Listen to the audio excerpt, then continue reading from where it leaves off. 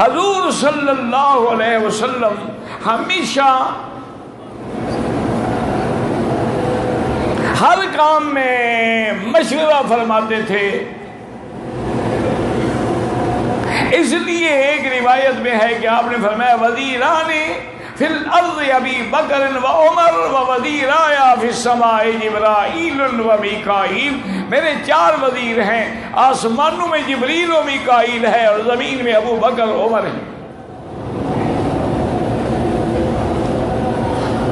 اور جس مسئلے پر ابو بکر اور عمر متفق ہو جاتے بس پھر حضور کسی اور سے نہیں پوچھتے تھے.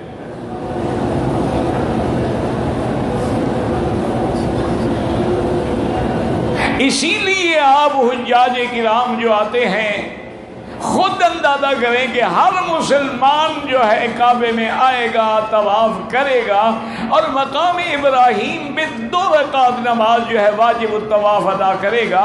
اس کے لیے بھی حضور نے مشورہ فرمایا تھا. یہ مقام ابراہیم کعبے کے دروازے کے ساتھ لگا ہوا تھا. پھر اس کو تھوڑا سا دور کیا گیا اور آخر میں حضور نے صحابہ سے مشورہ لیا کہ ہمیں طواف کی 2 رکعت جو ہیں اس کے لیے حرم میں کون سی جگہ کو مصلی بنائیں. کسی نے کہا دروازے کے ساتھ کھڑے ہو جائیں.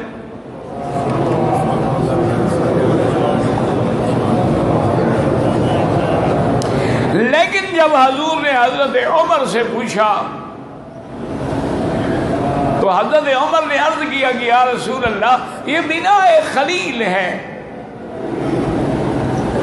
اور یہ وہ پتھر ہے جس پہ سیدنا ابراہیم نے کھڑے ہو کے کعبے کی تعمیر کی ہے اور اللہ نے اس پتھر کی علامت کے لیے، ورنہ پتھر پہ تو کبھی پاؤں کا نشان نہیں پڑتا نا.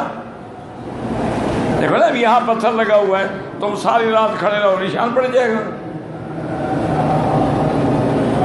اور اتنا بڑا پورا نشان کہ پاؤں کھب جائے اس کے اندر.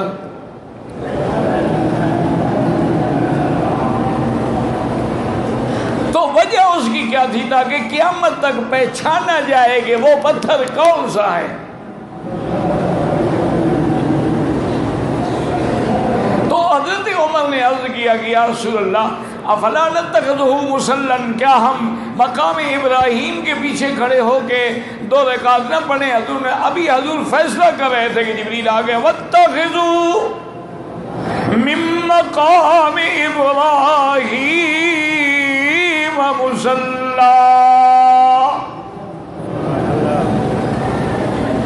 اللہ نے حکم دیا کہ میرا مدنی عمر نے جو فرش پہ فیصلہ کیا میں نے عرش پہ قبول کر لیا ہے.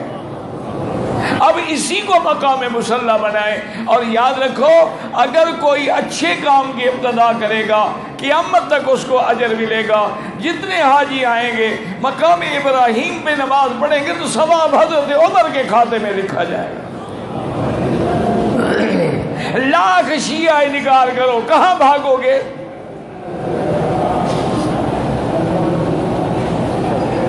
مقام ابراہیم پہ بھاگو گے؟ وہاں تو لڑتے ہیں باقاعدہ، آگے پیچھے آدمی کھڑے کر کے 2 رکعت پڑھتے ہو. یہ عمر والا مقام ابراہیم تو ہے. مدینہ منورہ جاؤ گے حضور پہ سلام پڑھو گے تو ابو بکر عمر میں کیسے نہ پڑھو، لیکن آنکھیں بند کر کے کتنی دیر تک اپنے آپ کو پاگل بناؤ گے کہ ساتھ کون سویا ہوا ہے.